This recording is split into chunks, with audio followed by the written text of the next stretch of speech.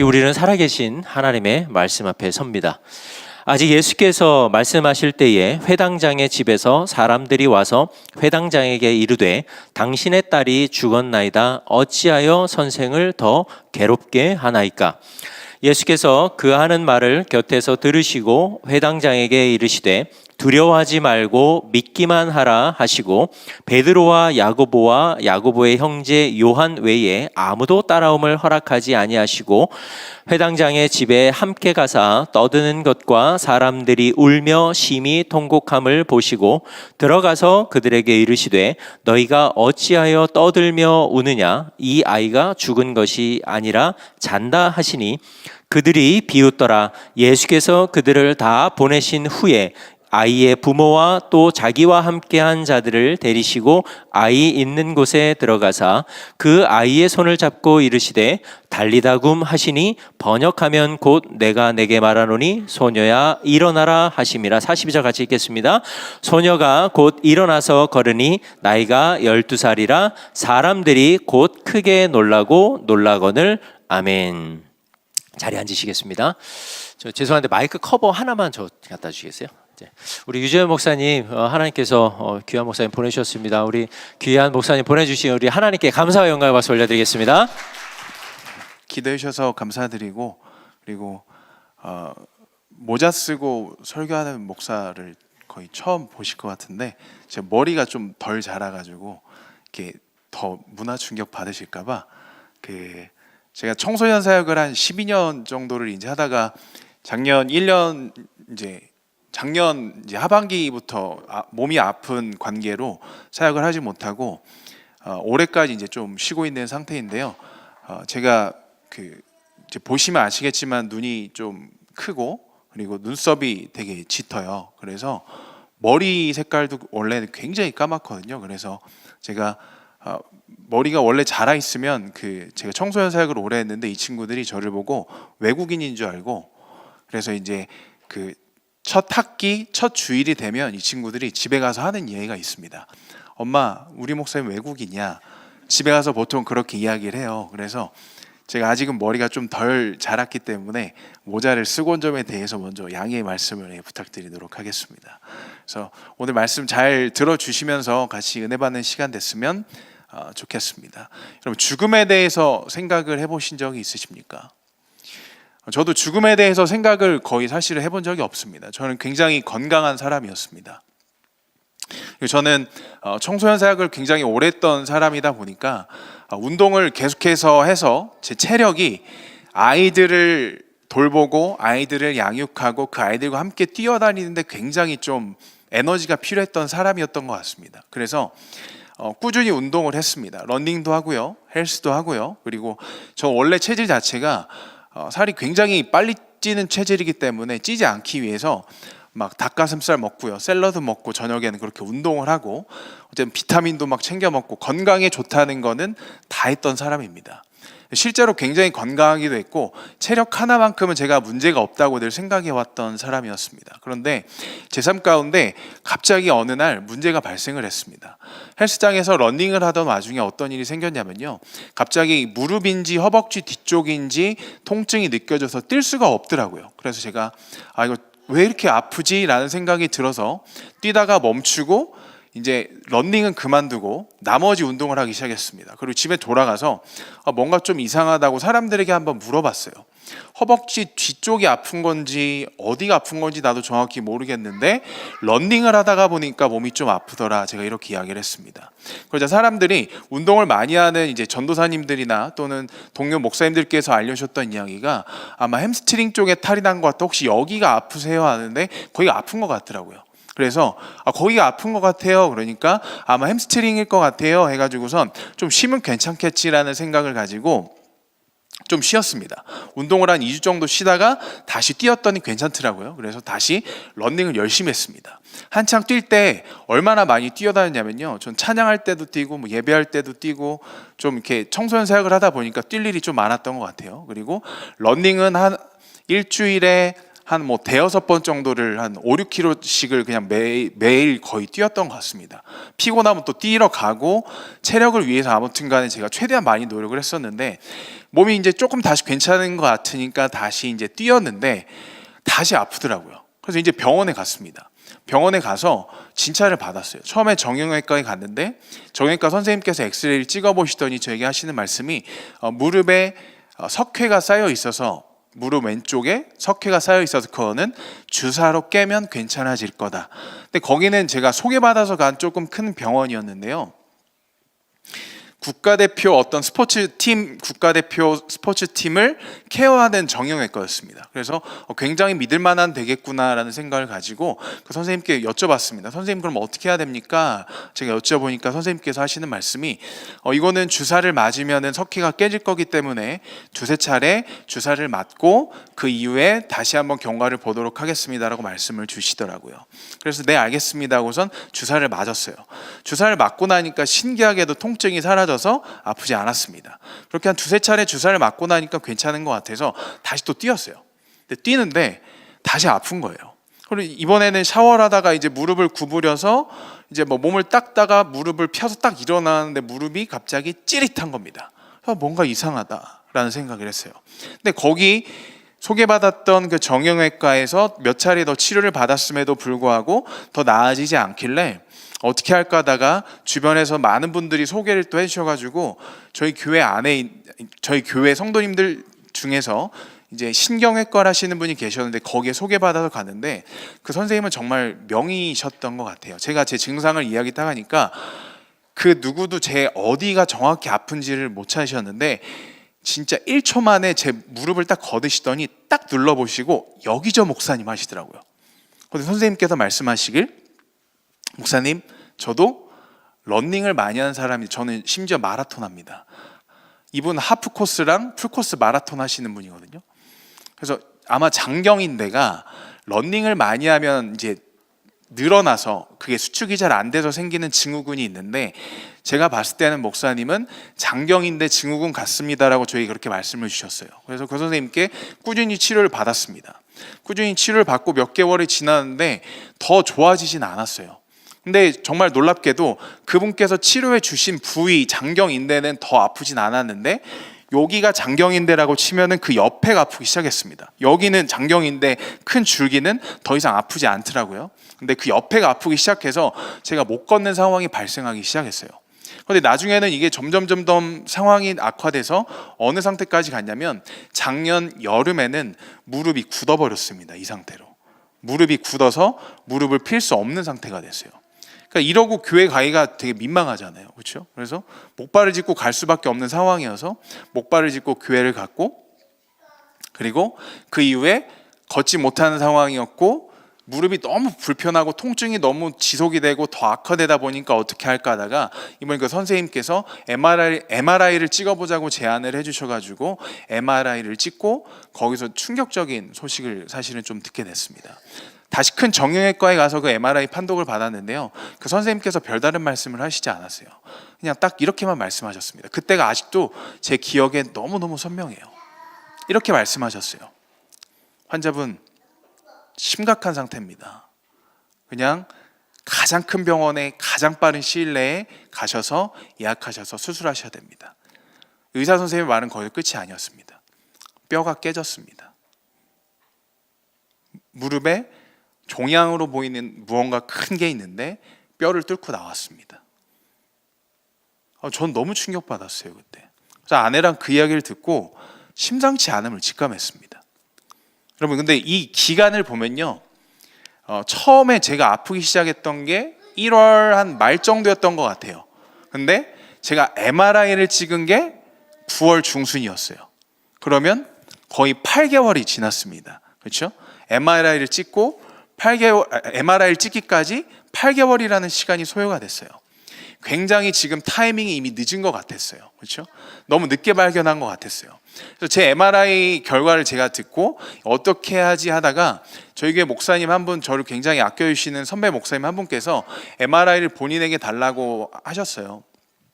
그리고 그 MRI를 서울 아산병원에 있는 영상의학과 과장님이 또 저희 교회 성도님이셔서 그 권사님께 보내주셨어요. 근데 그 권사님께서 그 MRI를 보시더니 바로 전문가시기 때문에 바로 아셨던 거예요. 이거는 거의 100% 악성 종양이 확실합니다. 이렇게 말씀을 하셨어요. 근데 그 권사님이 우시면서 이 목사님 큰일 났습니다 하고 그 제 선배 목사님께 전화를 했던 거예요. 근데 저는 그것도 모르고 그냥 무슨 상태인지도 모르고 그 선배 목사님이 전화 와서 너 괜찮아? 그래서 제가 괜찮아요. 괜찮습니다 라고 하니까 이 선배 목사님도 할 말을 잃으셨더라고. 얘가 아직 상태를 모르는구나 하고선 이제 그 권사님이 저에게 직접 전화를 주셨어요. 하고선 제가 어떤 상태인지 듣기 위해서 스피커폰을 켜놓고 아내랑 전화를 받았습니다. 근데 이렇게 말씀하시더라고요. 목사님, 이거는 무릎 뼈에 생기는 악성 종양이고요. 그리고 제거를 해야 되고 뼈를 잘라야 될 것 같습니다. 그리고 인공 관절을 끼고 인공 뼈를 거기다 심어서 목사님 뼈랑 연결을 시킨 다음에 권사님, 그러면 그 치료가 잘 진행이 되면 뭐 살 수 있는 건가요? 제가 물어봤어요. 권사님께서 이거는 뭐 살 수 있다라고 이야기할 수 있지는 않습니다. 심각한 상황입니다. 이렇게 말씀하셨어요. 처음에 너무너무 깜짝 놀랐습니다. 그러니까 사실은 저희가 그 신경외과에도 가고 정형외과에도 가는 기간 동안 많은 분들이 저에게 제안을 해주셨었어요. 뭐라고? 다른 병원에 가보는 게 어떻겠냐, 큰 병원에 가보는 게 어떻겠냐. 근데 제 마음은 이상하게 평안했습니다. 제 마음은 그냥 괜찮을 것 같았어요. 근데 제가 막상 맞이한 결과 자체가 너무 처참하다 보니까 이게 어떻게 된 일이지? 하나님께서 그때 분명 나에게 주셨던 그 마음은 평안한 마음이었는데 어떻게 이런 결과가 있을 수 있지? 사랑하는 에듀야 처치 성도 여러분, 혹시 그럴 때 있지 않으십니까? 하나님께서 주셨던 마음을 가지고 그냥 버텼고 기도했고 그냥 나는 내 삶을 살아왔던 것뿐인데 내 삶에 큰 문제가 닥쳐오는 경우가 있지 않습니까?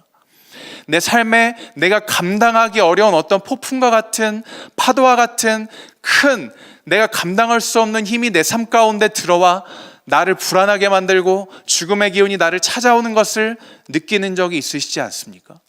저는 정말 그런 마음을 느꼈었던 것 같아요. 여러분, 오늘 본문 말씀을 보면요, 그런 사람이 한 사람 더 나옵니다. 여러분, 회당장 야이로가 예수님을 보자마자 바로 예수님의 발 앞에 엎드렸다고 오늘 본문 말씀에 봤더니 나와 있어요. 여러분, 야이로가 누구입니까? 회당장입니다. 회당장은 누구입니까? 유대인들이 예배나 교육, 집회 장소로 사용하던 회당의 최고 관리자입니다. 회당의 모든 관리뿐만 아니라 말씀을 가르치거나 강해야 할 자를 선택하기도 하는 아주 괜찮은 고위직 관리 같은 사람이죠. 회당장이랑 꽤 높은 위치에 있는 사람들을 일컫는 것입니다. 그런데 지금 이 회당장 야이로가 한낱 목수인 예수님 앞에 무릎을 꿇고 있습니다. 엎드립니다. 여러분, 왜 그렇습니까? 지체 높은 양반이 무슨 일로 과연 예수님 앞에 엎드려 있는 겁니까? 보기 드문 광경이죠. 어떤 절박한 일이길래. 오늘 본문 말씀을 읽으셔서 아시겠지만 알고 보니 이 회당장 야이로의 어린 딸이 죽기 일보 직전인 겁니다. 여러분, 부모라면 자식의 문제에 있어서만큼은 정말 뒤로 물러설 수 없습니다. 그렇죠? 자식이 아프면 내가 아픈 것보다 훨씬 더 아픕니다. 월요일 날 저희 둘째 아이가 독감에 걸렸습니다. 그래서 저희 집이 완전 비상이 걸렸어요. 비상 큰일 났다. 다 마스크 착용, 수건 다 이제 나눠 쓰고 막 난리가 났어요. 밥도. 근데 제 마음속으로 밥도 따로 먹어야 될 것 같은데 저희 아내는 별로 그런 거 신경 안 쓰거든요. 지금 이거 보고 있을 거지만. 그래서 그냥 같이 먹자라는 약간 주의도 있기 때문에 그래서 제가 이야기했어요. 수건은 우선 수건이라도 좀 우리가 이현이랑 다르게 써야 되지 않을까 해서 수건을 따로 걸었어요. 이현아, 넌 이거 써? 그래서 제 마음속으로 이현이랑 밥을 따로 먹어야 나 독감에 안 걸릴 것 같은데 해서. 근데 진짜 하나님께서 어떻게 재미나게 일하시냐면 이현이가 아프니까 저희랑 밥을 같이 못 먹어요. 저희가 밥을 다 먹고 난 다음에 애가 그제서야 일어나가지고 간신히 밥을 먹습니다. 근데 이 둘째가 아픈 걸 보니까 마음이 너무 아파요. 이 아이가 또 눈이 저 닮아서 굉장히 크거든요. 이 땡그란 아이가 눈이 더 커졌어요. 그래서 아파가지고 해롱해롱거리고 막 타미플루 약 먹고 하니까 애가 막 정신을 못 차리고 기운이 없어서 3일 동안 학교도 못 갔습니다. 너무 아팠어요, 이 아이가. 그래서 하나님, 아이가 아픈 걸 보니까 너무 아픕니다.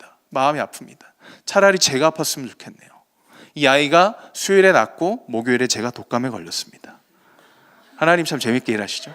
그래서 제 목요일 날 사실 굉장히 제가 중요하다고 생각하는 집회가 하나 있었어요. 제가 이제 처음 시작했던 덜라이트라는 집회가 있었는데 제가 아픈 이후에 다시 그 집회에 참여할 수 있겠구나라는 기대감을 갖고 있었는데 하필 타이밍이 그날 아침에 열이 나기 시작해서 병원에 갔더니 열이 38.7도였고 제가 독감에 걸려서 제가 아예 참여를 못했습니다. 근데 병원에 가서 타미플루 주사 맞고 나면 12시간 이후면은 전염성이 이제 사라지고 열 떨어지고 움직일 수 있다고 하더라고요. 그래서 아침에 가서 주사 맞으니까 밤 되니까 열이 정확히 떨어지더라고요. 집회가 끝나는 시간에.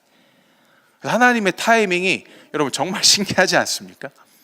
저는 가끔 저 목사지만요, 저도 그런 생각이 들어요. 사실 여러분 목사님들이 앞에서 여러분 하나님의 타이밍을 믿으십시오, 여러분 하나님의 놀라우심을, 하나님이 여러분들을 사랑하심을 믿으십시오, 여러분 하나님을 신뢰하십시오. 우리가 어떻게 인간을 신뢰하겠습니까? 인간은 변하고 풀은 마르고 꽃은 시들지만 하나님의 말씀은 영원히 있습니다. 여러분 하나님을 믿으셔야 됩니다. 이런 이야기를 하고, 여러분 하나님의 타이밍은 완전합니다. 그 하나님의 타이밍을 신뢰하십시오.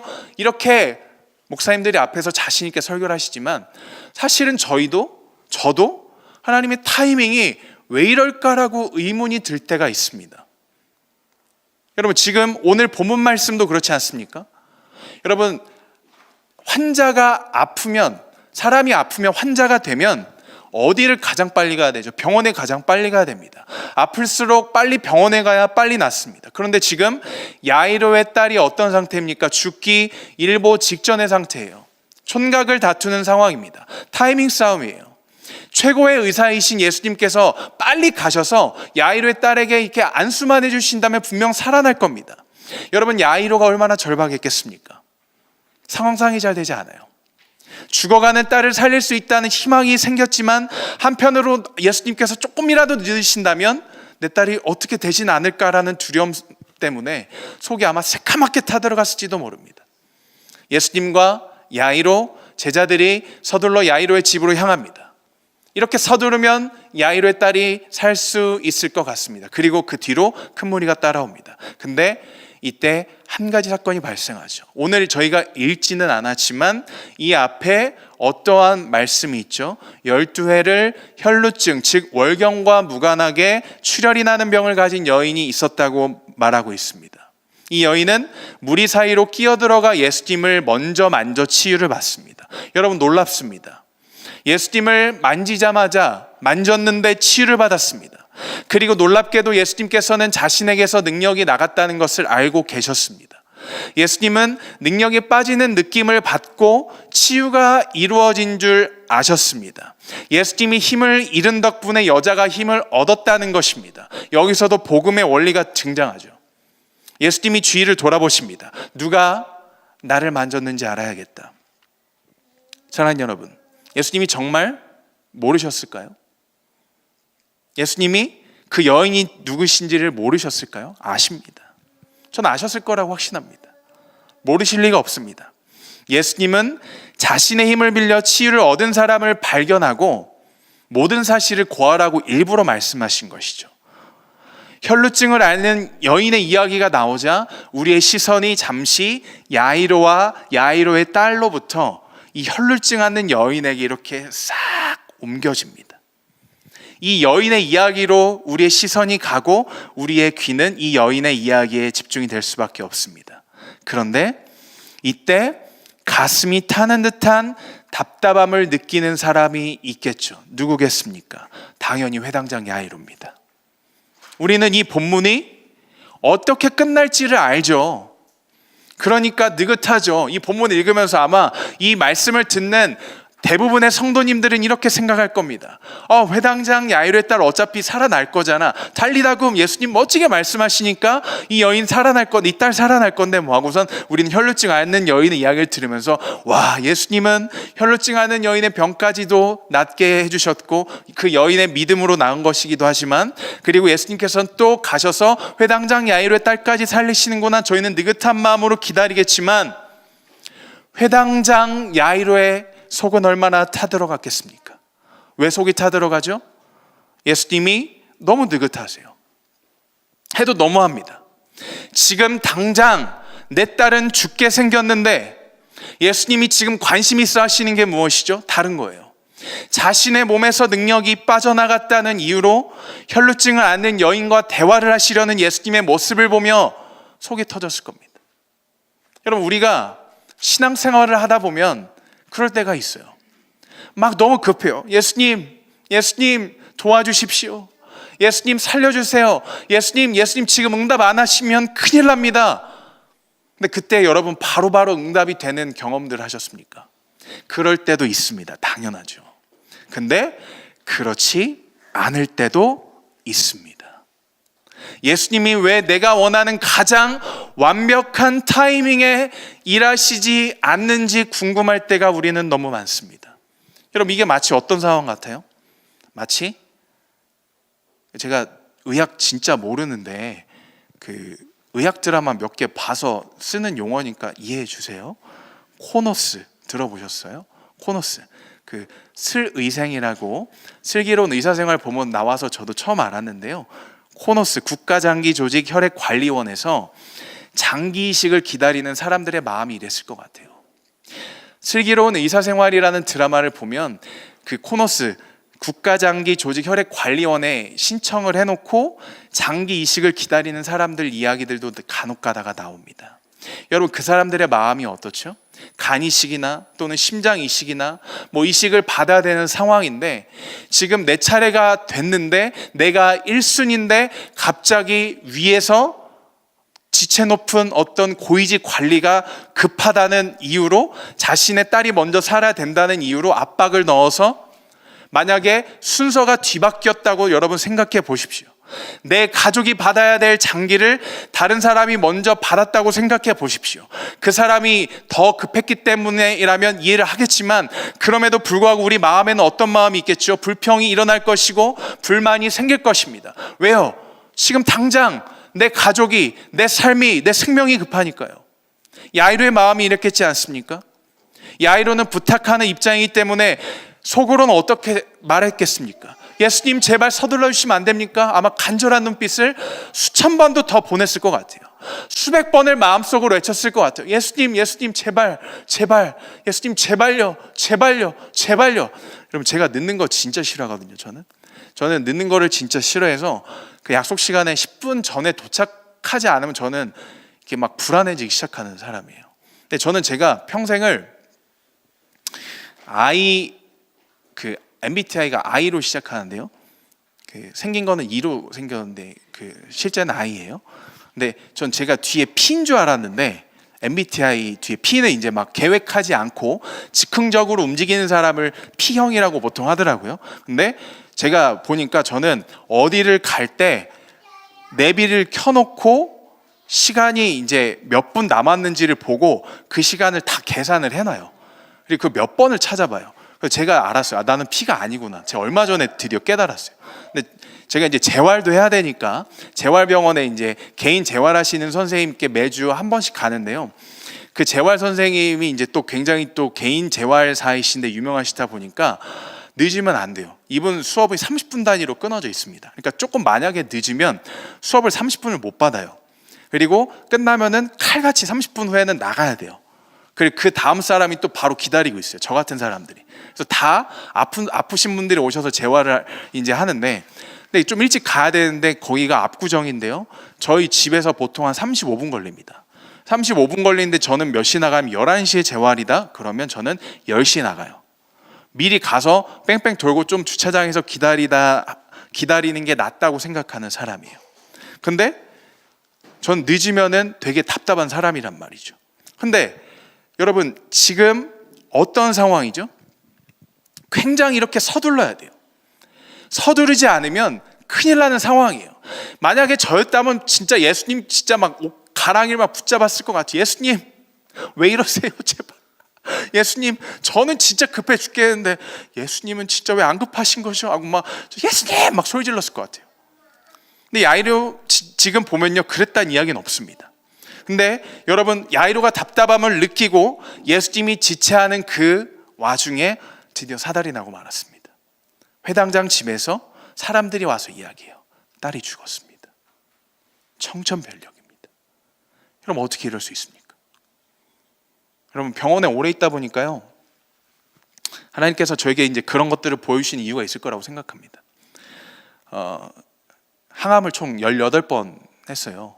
18번을 했는데 이제 항암할 때 이제 제일 충격적인 건 뭐냐면 머리 숱 진짜 많거든요. 근데 그게 이제 빠지기 시작하잖아요. 그래서 전 안 빠질 줄 알았어요. 처음에 머리 항암 처음 딱 하고 나서 머리가 그대로 있더라고요. 그래서 그때 자신 있게 역시 약이 날 못 이겨.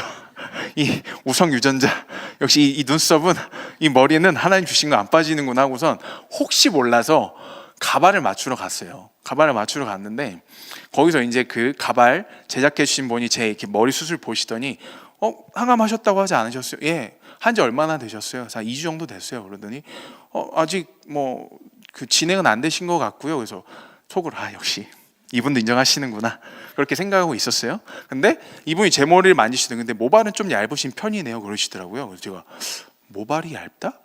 아내가 또 제 머리를 만져보더니 오빠 모발이 왜 이렇게 얇아? 처음 들어봤어요, 그런 얘기. 그래서 제가 그때까지만 해도 아직도 현실 감각이 없어서 뭐라고 했냐면 사역하다가 스트레스를 많이 받았나 보지, 그렇게 이야기한 거예요. 근데 알고 보니까 그게 모발이 얇아지면서 나중에 빠지는 거더라고요. 그래서 이제 머리가 빠지는 시기가 오기 시작했어요. 3주 지나면 빠지더라고요. 3주 지나면 다 빠지더라고요. 그래서 머리가 조금씩 빠지다가 나중에 계속 빠져서 여러분들 말하는 완전 그렇게 되진 않고요. 정말 재밌게 이렇게 남아 있어요. 몇 가닥은 또 살아 있어요. 그래서 이제 그 상태가 되는 건데, 머리를 먼저 밀었습니다. 근데 밀고 나서도 너무 충격적인 거는 이게 자고 일어나면 베개에 그 짧은 머리들이 다 붙어 있어요. 그게 청소하기 더 힘들더라고요. 그리고선 이제 항암을 할 때 이제 그냥 할 수가 없어서 여기에다가 가슴에다가 케모포트라는 이제 기구를 삽입합니다. 500원짜리 동전 아직도 제 가슴에 있어요. 내일 뽑으러 갑니다. 드디어 감사하게도. 근데 여기 500원짜리 동전만한 이제 기구가 있는데 왜 그러냐면 그 케모포트를 여기다 삽입을 하고 여기 관이 제 안에 지금 아직은 여기 있어요. 내일 이제 이걸 뽑는 건데 이게 왜 필요하냐면 항암약이 너무 독하기 때문에 저 같은 경우는 항암 횟수 자체가 너무 많아서 요걸 팔에다 맞으면 팔이 착색이 돼서 거기가 썩는다고 하더라고요. 그래서 이제 기구에다가 삽입을 하는 거예요, 약을. 그래서 이제 기구에 관에다 삽입해서 그게 제 정맥으로 흘러 들어가게 하는 거예요. 근데 전 항암을 할 때 처음엔 너무 힘들었어요. 처음에 밥도 못 먹고 그리고 진짜 토하고 울렁거리고 어지럽고 그때 제 인생 정말 다 한 줄 알았습니다. 근데 하나님께서 놀랍게 일하시더라고요. 그럼 저는 제가 항암하면 살이 진짜 쪽 빠져가지고 피골이 상접할 줄 알았어요. 근데 반전이 일어났습니다. 항암을 하는데 살이 찌기 시작하는 거예요. 근데 저에게 은사가 있다는 걸 깨달았어요. 항암하시는 분들이 가장 고생하시는 게 뭐냐면요, 입맛에 맞는 음식을 못 찾으세요. 저는 병원 밥을 먹고 처음에 그 병원 냄새가 나서 병원 밥은 더 이상 먹지 않겠다고 선언을 했습니다. 이건 못 먹겠다. 맛없는 게 아니고 그냥 제 입에 맞지 않아요. 병원 냄새가 나다 보니까. 근데 저는 병원에 있을 때는 못 먹다가 집에 와서는 제가 먹고 싶은 거를 기가 막히게 찾아요. 어떻게 해요? 유튜브 보면서 찾아요. 유튜브 보면서 일주일 동안 그 먹고 싶은 거를 계속 상상을 해요. 이걸 먹으면 어떤 맛일까? 이걸 먹으면 어떤 맛일까? 그래서 다 먹습니다. 그러다 보니까 살이 계속 쪄요. 그래서 제가 항암을 한참 했었을 때 10kg가 찐 거예요. 그래서 저를 긍휼히 여겨주셔서 우리 유재원 목사 진짜 불쌍해서 우리가 진짜 지금 항암하느라 피골이 상접해 있고 진짜 저 날아다니던 사람 불쌍해, 정말 가서 기도해주고 맛있는 거나 먹여주고 와야 되겠다고 목사님들 오셨는데 오시더니 야, 너 이게 어떻게 된 거냐? 다 이러시더라고요. 살이 계속 찌는 거예요. 물론 제가 살이 쪘던 건요, 오히려 감사한 이유라는 게 나중에 밝혀졌습니다. 저희 재활 선생님께서 말씀을 주셨는데 그 종양이 지금 몸에 있는 사람들은 그게 암세포이기 때문에 생명력을 갉아먹어요. 그래서 그분들은 이미 생명력이 지금 계속해서 갉아지는 그 상태에서 항암약까지 독한 것까지 들어가다 보니까 이게 양쪽의 공격을 받아서 사실은 무언가를 섭취할 에너지 자체가 없으신 상태인 거예요. 근데 저는 처음에 수술을 할 당시에 종양 자체는 완전 깨끗하게 제거를 했습니다. 그렇기 때문에 저는 사실은 몸의 종양은 지금은 더 없습니다. 재발이 되지 않는 이상 저는 현재까지는 깨끗해요. 지금 3개월에 한 번씩 정기검진을 받고 있는 아주 깨끗한 상태가 맞습니다. 저는 몸에 종양이 없으니까 항암약이 어떤 약이냐면 몸의 모든 좋지 않은 그 세포들과 좋은 세포들도 다 죽이는 약이잖아요. 그러다 보니까 신진대사가 촉진이 잘 되지 않고 그리고 장 운동도 멈춘다고 하더라고요. 그래서 사실은 살이 쪘던 거더라고요. 근데 지금은 이제 거의 정상으로 많이 돌아왔고 지금 식단 관리를 통해서 거의 이제 이전 모습으로 거의 돌아온 상태이긴 합니다. 근데 여러분 이제 항암하면서 느꼈던 건 무엇이냐면 제가 오히려 제일 건강한 사람이었어요. 저는 너무 힘들었어요. 항암하면서 너무 힘들었는데 이 병실에 6명이 입원을 해 있으면 항암하는 분도 있고요, 그렇지 않은 분도 있고 수술을 위해서 대기하는 분들도 있는데 정말 생사가 오고 가는 사람들을 제가 너무 많이 만난 거예요. 여러분 그런데 그분들의 표정이 어떤지 아십니까? 정말 어둡습니다. 여러분 병원에서는요 제가 제일 밝은 환자였습니다. 간호사 선생님들이 대학이 제일 쉬운 환자가 저였습니다. 거동도 스스로 하죠. 그리고 항암 부작용도 없죠. 정말 감사한 건 항암 부작용이 한 번도 없었어요. 백혈구 수치가 떨어져서 항암을 못하거나 그 다음에 어떤 검사 가운데서 수치가 좀 잘못 나와서 그 다음 항암을 진행하지 못하거나 하는 경우가 한 번도 없었습니다. 많은 분들이 또 함께 기도해 주신 덕분에 항암을 하는 가운데 식사도 너무너무 잘했고요, 재활도 너무너무 잘 됐습니다. 근데 저는 기도 덕분에 하나님이 살아계신 하나님이 저와 함께 하셨기 때문에 이 길을 걸어올 수 있었는데, 그렇지 않은 분들, 믿지 않은 분들, 병실에 있는 분들 보면요, 그분들은요 정말 의지가 없습니다. 한 분은 이렇게 전환하시더라고요. 제 앞에 계시던 남자 한 50대 중년의 환자분이셨는데 아내분에게 이렇게 전환하셨어요. 오늘 진단 받았는데 한 6개월 정도 남은 것 같아, 이렇게 말씀을 하시더라고요. 그리고선 그 다음엔 딸이랑 이야기를 하시더라고요. 이렇게 말씀하셨습니다. 나한테 이제 오지 말고 엄마한테 갔으면 좋겠어. 엄마가 너무 속상해할 거니까 엄마한테 자주 가서 엄마 잘 케어해줘요. 여러분 얼마나 절박하겠습니까? 그런 사람들에게 가장 필요한 게 무엇입니까? 그런 분들에게 가장 필요한 것이야말로 생명 아닙니까? 그런데 야이로의 딸이 지금 죽었어요. 예수님께서 뭐라고 말씀하시냐면 마가복음 5장 36절에 이렇게 말씀하십니다. 제가 읽겠습니다. 예수께서 그 하는 말을 곁에서 들으시고 회당장에게 이르시되 두려워하지 말고 믿기만 하라 하시고, 여러분 예수님의 말은 사실 이런 겁니다. 기다려라, 인내해라, 두려워하지 말아라, 너의 시간표에 나를 맞추려고 하지 말아라, 내 시간표에 너를 맞추는 것, 그것이 너가 해야 할 일이다. 여러분 수긍이 되십니까? 역시 목사님은 아멘이 가능하십니다. 여러분 수긍이 되십니까? 여러분 맞추실 수 있겠습니까? 하나님의 타이밍 가운데 하나님이 여러분 삶 가운데 찾아오셔서 여러분들이 정말 긴박한 상황 가운데서 하나님 어찌해야 됩니까? 언제까지 더 기다려야 됩니까? 하나님 제가 언제까지 더 참아야 됩니까? 하나님의 뜻은 무엇입니까?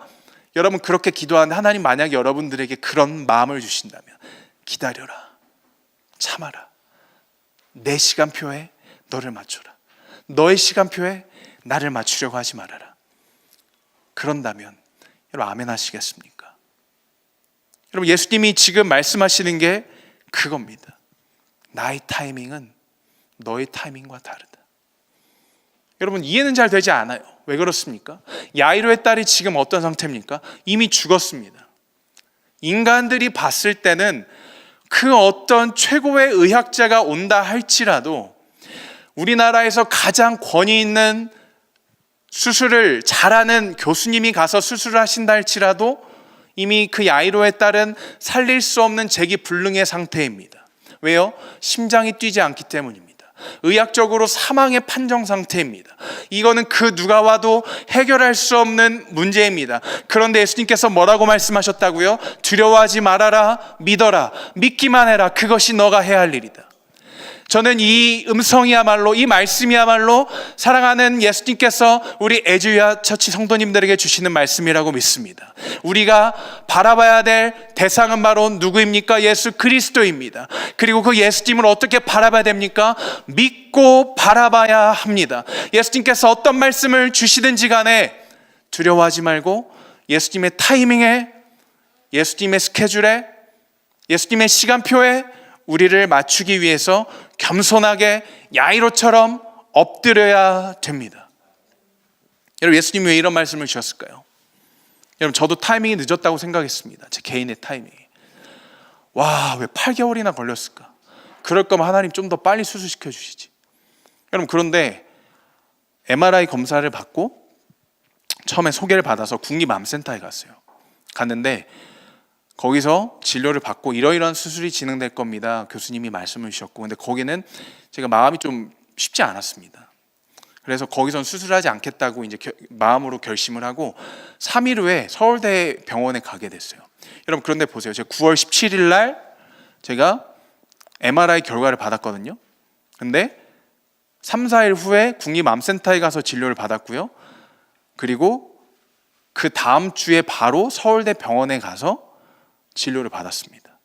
여러분, 그때가 어떤 시기인지 여러분 아마 기억하실 겁니다. 전공의들이 파업하던 시기여서 의료 대란이었습니다. 서울대학교 병원은요, 신규 환자 안 받는 걸로 굉장히 유명합니다. 그런데 저희 교회에서 또 많은 분들이 애를 써주셔서 연결을 해주셨어요. 누구에게? 서울대학교 병원에서 가장 뼈와 관련해서 수술을 가장 잘하시는 교수님께 직접 연락을 넣어주셔서 저를 신규 환자로 받아주셨습니다. 그래서 저는 이 교수님에게 수술을 받으면 좋겠다라고 생각을 했어요. 그런데 여러분, 이 교수님을 처음 만났을 때요, 너무너무 놀랐습니다. 저는 그 약간 F의 감성이 있는 사람이기 때문에 저는 따뜻하게 위로받는 걸 좋아해요. 저는 말씀에서도 시편을 읽으면 하나님이 두려워 말라 내가 너와 함께함이라, 이사야서도 그런 말씀이 있으면 하나님 감사합니다 하는데 막 꾸짖는 장면 나오면 저는 막 입에 속을 넘기거든요. 아, 이건 듣지 않을 거야, 이건 듣지 않을 거야. 저는 약간 그런 스타일이에요. 여러분, 어떨 때 더 위로가 되십니까? 개인별로 다르잖아요. 근데 참 재밌었던 것은 국립암센터의 그 교수님은요, 너무 친절하신 거예요. 유재현 환자님, 이러이런 수술할 거고요, 이렇게 할 겁니다, 이렇게 하시면 됩니다. 뭐 너무 걱정하지 않으셔도 될 것 같아요. 경계성인지 악성인지 조직 검사하고 최종 판정 받으시면 되고요. 그래서 이렇게 하겠습니다. 자, 결정은 본인이 하시면 됩니다. 근데 마음이 불편해요. 제 스타일인데. 근데 서울대 교수님은요, 완전 T예요. 심각한 T입니다. 감정이 없어요. 이분은요, 제 상태를 보시더니, MRI 보시더니 딱 들어오라고 해서 제가 들어갔을 때, 아, 네 하고서 제 무릎 만져보시더니 무릎을 걷으세요. 그러더니 무릎을 만져보시더니 저희 안에 오라고 하시더라고요. 일로 와보세요 하더니 여기 만져보라고. 여기 이만한 거 있죠? 10cm 정도? 이게 종양이에요. 저희가 너무 충격받았어요. 교수님이 그 MRI 보시더니 또 바로 말씀하시더라고요. 이건 뭐 그냥 100% 악성이에요. 수술합시다. 예? 거기서 2차 놀랬고요. 3차 교수님이 잠깐 뒤에 의자, 그 교수님 의자 드르륵 가더니 뒤에 가서 뭘 가지고 오시더니 인공 관절을 갖고 오시더니 그걸 이렇게 하시는 거예요. 제 앞에서. 그러더니 그걸 가지고 이거를 넣을 거예요. 예? 오늘 뼈를 좀 잘라야 되니까 인공 뼈도 넣어야 되니까 뼈를 또 티타늄 뼈를 갖고 오시더니 이거 본인 뼈랑 잠깐만 보자. 예? 너무 충격받아요. 저희가 하고 나왔어요. 그러고선 진료받고 나왔는데 기도하는데 여기서 수술을 받아야겠다는 마음이 드는 거예요. 여러분, 신기하지 않습니까? 여러분, 신기하지 않습니까? 저 너무 신기했어요. 왜 여기서 수술을 받고 싶을까? 근데 이 일련의 과정들을 보니까요, 늦었다고 생각했는데 전혀 늦지가 않고 여기서부터 일사천리로 진행이 되기 시작하면서 진행이 착착착착 되기 시작하는 거예요. 하나님의 타이밍이 이런 거구나. 내가 낫기 위해서 노력하고 하나님 언제까지 기다려야 됩니까? 기도했던 시간들이 있었는데 제대로 걷지 못해서 사역하는데 불편함이 있었는데 하나님이 일하시기 시작하니까 이게 착착착착이구나. 여러분, 그리고 제가 항암을 하는 그 올해 1월에 저희 교회 권사님 한 분이 저희 가정에 전화를 주셔서 이런 말씀을 주셨습니다. 어떤 말씀을 주셨냐면, 권사님 딸이 그 고등학생 때 미국에 갔는데 이제 미국에서 유학을 하는 딸이 있습니다. 그래서 권사님 한국에 계시고, 근데 그 딸이 무릎이 아프다 해가지고 권사님이 세계 최고의 병원 가운데 하나인 존스 홉킨스에 보내신 거예요. 딸이 엑스레이를 찍고 여러 가지 검사를 몇 가지를 좀 해봤는데 류마티스 관절염 판정을 그 존스 홉킨스에서 받아서 그 류마티스 약을 6개월을 먹었어요. 근데 그 약이 너무 독해서 위가 다 상한다고 합니다. 근데 그 고등학생 딸이 위가 많이 상한 상태인데 무릎은 계속 아파서 걷지 못했다 그래요. 그래서 이상하다 싶었는데 계단에서 어느 날 잘못 디뎌가지고 넘어져서 이제 계단에서 잘못돼가지고 뼈가 부러진 거예요. 그래서 이제 병원에 실려갔는데 의사들이 엑스레이를 찍고 보니까 뼈 부러진 모습이 이거는 계단에서 단순히 넘어진 뼈의 모습이 아니다. 이상하다 해서 정밀 검사를 했더니 저와 같은 병이었던 거예요. 그래서 이 자매가 존스 홉킨스에서 진료를 받았음에도 불구하고 수술을 받기까지 6-7개월 이상이 걸렸습니다. 그러면서 그 권사님께서 주셨던 말씀이 쉽게 발견되기 힘들어요 목사님, 이렇게 말씀하시더라고요. 그럼 저는 처음에는 늦었다고 생각한 적도 분명히 있습니다. 그런데 하나님의 타이밍은 어떻죠? 항상 완벽합니다. 여러분 혹시 지금 기도하는 가운데 아직 응답이 더딘 기도의 제목이 있으십니까? 아직 해결받지 못한 문제가 있으십니까? 그렇다면 하나님의 타이밍이 아직 여러분을 기다리고 있다는 겁니다. 하나님이 가장 완벽한 타이밍 가운데 여러분들 가운데 찾아오셔서 그 문제를 분명 해결해 주실 것입니다. 그것이 바로 하나님의 타이밍이죠. 예수님이 그렇게 일하신다라는 것을 우리는 이 본문을 통해서 알 수 있죠. 그럼 본문으로 다시 돌아가 보겠습니다. 예수님은 어떠한 자신감을 가지고 과연 계속해서 지금 이렇게 느긋하셨던 것일까요? 한 가족과 한 가정과 소녀의 꿈이 완전히 꺾여버렸습니다. 꿈이 깨지고 말았습니다. 한창 꿈을 향해서 달려가야 될 소녀의 인생이 두동강 나버렸어요. 여러분 10대가 달려야 되잖아요. 그렇죠? 가장 10대다운 게 뭐예요? 달려야 돼요. 달려야 되고 막 굉장한 액션을 가지고 열정적으로 액티브하게 하는 게 10대들의 모습 아닙니까? 그래서 저는 가장 10대다운 예배는요, 이 아이들을 진짜 막 뛰게 하고 찬양하게 하고 이 아이들이 예배에 참여하게 하는 거라고 저는 생각을 해요. 근데 이런 아이들이 축 늘어져 있으면 여러분 그게 더 걱정이지 않습니까? 평소에 말 많던 사람이 어느 날 진짜 말 한마디 하지 않고 있다면 여러분 그게 걱정이 되지 않으시겠습니까? 근데 지금 이 소녀는 아예 말할 수도 없는, 달릴 수도 없는, 꿈을 꿀 수도 없는 인생이 두동강 난 상태입니다. 여러분 죽음이 그런 겁니다. 인류는 늘 죽음 앞에 무릎을 꿇습니다. 인류는 죽음을 피해갈 수 없습니다. 태어나는 순간 죽음을 향해서 달려가게 되어 있습니다. 이 죽음이 지금 누구한테 찾아갔었죠? 야이로의 딸입니다. 야이로의 딸도 죽음 앞에 무릎을 꿇었죠. 더 이상 어떠한 의료도 소용이 없습니다. 제자들은 아마 속으로 그렇게 생각했을지도 몰라요. 예수님이 드디어 실수하셨다. 의료 과실이다. 예수님이 저 혈루증 앓는 여인을 치료하시느라, 대화하시느라, 만성 질병을 가진 저 여인을 잠깐 돌보시느라 다른 딸을 죽게 하셨다. 근데 예수님은 뭘 알고 계시죠? 제자들이 모르는, 야이로와 야이로의 가족들이 모르는 무언가를 알고 계십니다. 하나님이 알고 계신 무언가를 예수님은 알고 계시죠. 그게 무엇입니까? 여러분 예수님은요 어떤 분이시죠? 예수님께는요 죽은 여자아이를 살리는 것은요 그냥 단순히 열병을 치료하는 것과 다르지 않습니다. 예수님은요 죽음 위에 권세를 가지신 분이시기 때문에 그렇습니다. 여러분 또 예수님은 어떤 분이시죠?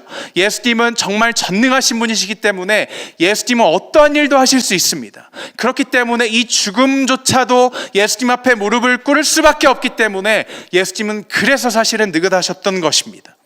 그리고 예수님은 또 원하셨던 것이 있습니다. 그게 무엇입니까? 이 딸 아이의 몸만 고치는 것이 아니라 영혼까지 고쳐 이 딸 아이를 예수님의 제자로 삼기 원하셨어요.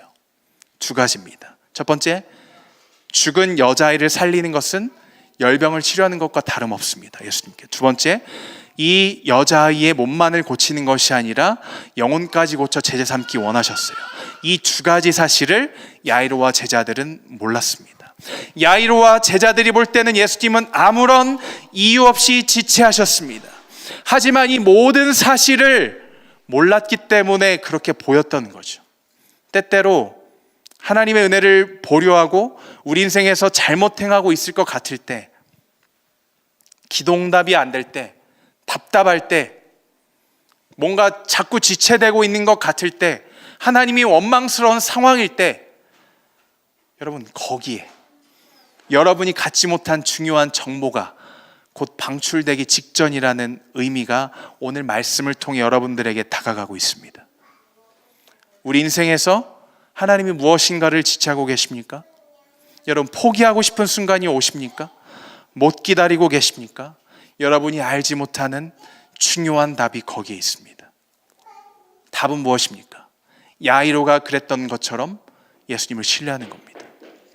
예수님은 야이로의 집에 이제 드디어 가십니다. 그리고 이미 죽어있는 그 딸을 향해서 잔다라고 말씀하셨어요. 여러분들 이해가 되십니까? 마태복음과 누가복음의 기록을 보면요, 진짜 완전히 죽은 게 맞아요. 그렇죠? 근데 야이로의 딸이 죽었다는 사실을 예수님께서 모르셨겠습니까? 아니요, 전능하신 예수님께서는 인지하신 게 분명합니다. 그런데 예수님은 지금 이 딸을 보고 죽었다라고 말씀하지 않으십니다. 그 상태를 잠이라 칭하십니다. 왜 그렇습니까? 답은 예수님의 행동에서 찾을 수 있다 그래요. 예수님이 소녀 곁에 앉아 손을 잡고 두 마디 말씀을 하십니다. 그게 무엇입니까? 달리다 굼입니다. 오늘 그 설교 제목이 달리다 굼이죠. 오타가 아니고 달리다 굼 맞습니다. 저는 설교 제목은. 근데 예수님 뭐라고 말씀하셨죠? 달리다 굼. 달리다는 여러분 소녀로 해석된 단어입니다. 근데 팀 켈러 목사님이 이걸 참 재밌게 해석하시더라고요. 이렇게 해석하셨습니다.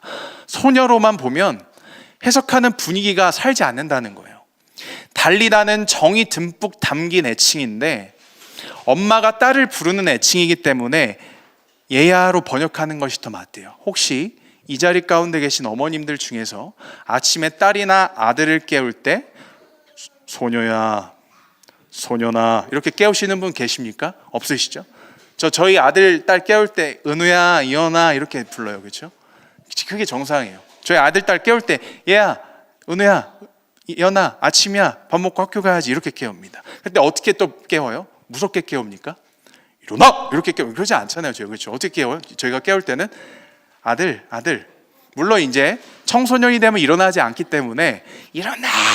그런 집이 있어요. 그렇죠? 근데 지금 예수님께서 이 소녀를 부르실 때 소녀야 일어나라 이게 아니고요. 얘야 달리다. 두 번째가 무엇이죠? 굼입니다. 일어나다. 일어나라고 하셨습니다. 근데 여러분 재미있는 게 있습니다. 다시 살아나라 아니에요. 마치 부모님이 밝은 아침에 딸을 깨우는 분위기처럼 소녀야, 얘야, 아침이 밝았어. 딸아, 왜 자고 있니? 이제 일어나렴. 그러고 예수님이 이렇게 말씀을 하신 겁니다. 예수님이 소녀야, 딸아, 나의 사랑하는 딸아, 아침이 왔단다. 너에게 새로운 아침을 줄 내가 왔단다. 일어나렴 말씀하신 겁니다. 예수님이 침대맡에 앉아 소녀의 손을 잡고 말씀하십니다. 얘야, 이제 일어나야지. 그러자 그 소녀가 기지개를 펴면서 일어납니다. 여러분 정말 놀랍습니다. 인류의 가장 거칠고 잔혹한 적인 죽음을 예수님이 이렇게 대하십니다. 권능의 손으로 아이의 손을 잡고 천천히 일으키십니다. 얘야 일어나렴. 그리고 말이 아닌 행동으로 말씀하셨습니다. 내가 너의 손을 잡고 있으니 죽음은 그저 잠에 지나지 않는단다. 여러분 아이가 부모의 손을 잡으면 거칠 것이 없습니다. 저희 아이들도 그래요. 저희 아이들이 어릴 때 보면은 겁이 없어요. 왜 그렇습니까? 엄마 아빠 손 잡으면은 막 난리 납니다. 그죠? 두려움이 없어요. 왜 그렇습니까? 한 손에는 엄마, 한 손에는 아빠. 안정감이 있기 때문이죠. 예수님이 누구십니까? 우리의 완전한 주님이십니다. 완벽한 부모이십니다. 그분이 우리의 손을 잡고 지금 여러분들의 어두운 상황 가운데, 여러분들의 죽어있는 마음 가운데, 칠흑같이 어두운 밤길을 걸어가는 여러분들 가운데 여러분들의 손을 잡고 지금 이렇게 말씀하시는 거예요. 얘야, 왜 어둠 가운데 있니? 이제 일어나야지. 이제 일어나야지. 괜찮단다. 여러분, 이 예수님을 재촉할 이유가 있습니까? 더 없습니다. 이제 그러지 말고 예수님의 손을 잡고 그분이 이끄시는 대로 믿고 따라가는 게 어떠시겠습니까? 예수님은 우리를 온전히 사랑하십니다. 예수님은 무엇을 해야 할지 잘 알고 계십니다. 여러분, 예수님이 이렇게 죽은 소녀를 잠에서 일으키시는 것처럼 일으키실 수 있는 이유가 무엇일까요? 여러분, 이것은 천국의 예고편입니다. 잠자던 자들이 모두 잠에서 일어나 하나님 나라에 들어가게 될 것이라는 예고편입니다. 누가 들어가게 됩니까? 예수 그리스도의 손을 잡은 그 사람들이 천국에 들어가게 될 겁니다. 예수님의 손을 잡으십시오. 지체되고 계십니까? 아직 응답받지 못하셨습니까? 예수님의 손을 잡으십시오. 십자가에 달리신 그 구원의 예수 그리스도의 손을 잡는 순간 여러분들은 죽음에서 깨어날 수 있습니다. 여러분들은 그 문제 가운데서 깨어날 수 있습니다.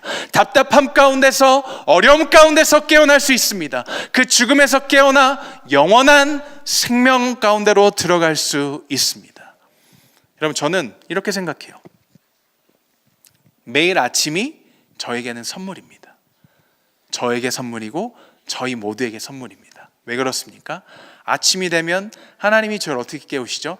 밝은 햇살을 통해 어둠이 물러가게 하시고 밝은 빛을 주셔서 어둠이 물러가면서 저희는 그 빛을 보고 아침이구나 하고 자연스럽게 일어납니다. 저는 그게 예수님이 저를 깨우시는 장면 같습니다. 재원아, 일어나야지. 일어나야지. 오늘도 너에게 새 생명을 허락하노라. 일어나야지. 이것이 예수님께서 여러분들에게 주시는 가장 놀라운 선물인 줄 믿습니다. 저는 이제 재활을 계속 해야 되긴 합니다. 이제 일반 사람들처럼 걷기 위해서는 훨씬 더 재활을 또 해야 되고, 또 인공관절이다 보니까 무릎이 90도까지 이제 굽혀지기 위해서는 또 이제 한 번의 수술이 또 남아 있긴 합니다. 지금 한 70도 정도가 나오는데요. 근데 이제 그런 것도 저에겐 큰 부담이었는데 점점 더 시간이 지나면서 이제 부담이 되지는 않습니다. 왜 그렇습니까? 저도 예수 그리스도의 손을 날마다 붙잡고 매일 일어서기 때문입니다. 그리스도의 손을 붙잡으면 두려울 게 없습니다. 혹시 두려움 가운데 있으신 성도님 계십니까? 지체되고 있는 기도 때문에, 응답 때문에 어려움이 있으신 성도님 계십니까? 예수 그리스도의 손을 잡으십시오. 거기에 답이 있습니다. 그렇다면 여러분들은 달릴 수 있습니다. 다시 꿈을 꿀 수 있습니다. 한번 같이 기도하시겠습니다.